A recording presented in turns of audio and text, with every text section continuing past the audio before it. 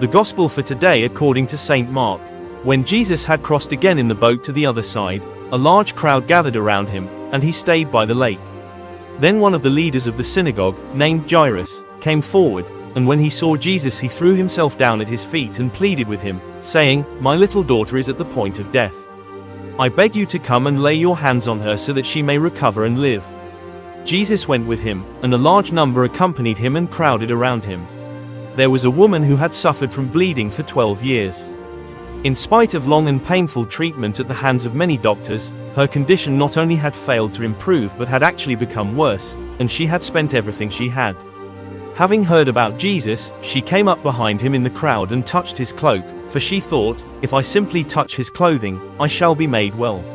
And immediately her bleeding dried up, and she felt in her body that she was healed of her affliction. Instantly aware that power had gone forth from him, Jesus turned around in the crowd and asked, "Who touched my clothing?" His disciples said in reply, "You see this vast throng pressing upon you. How can you ask, 'Who touched me?'" However, he continued to look around to determine who had done it. Then the woman, knowing what had happened to her, approached in fear and trembling. She knelt before him and revealed to him the whole truth. He said to her, "Daughter, your faith has healed you. Go in peace and be freed from your affliction." While he was still speaking, some people from the house of the synagogue leader arrived and said, "Your daughter has died. Why bother the teacher any further?" Jesus heard the message they had delivered, but he said to the leader of the synagogue, "Do not be afraid. Just have faith." He allowed no one to accompany him except Peter, James, and John, the brother of James. When they arrived at the house of the synagogue leader, he observed a great deal of commotion, with people weeping and wailing loudly. When he entered, he said to them, "Why this commotion and weeping? The child is not dead, she is asleep."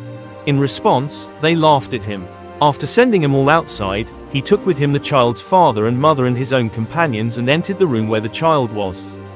He took the child by the hand and said to her, "Talitha koum," which means, "Little girl, I say to you, arise."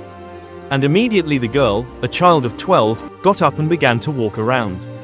On witnessing this, they were all overcome with amazement, but he gave them strict instructions that no one should be told anything about this. Then he told them to give her something to eat.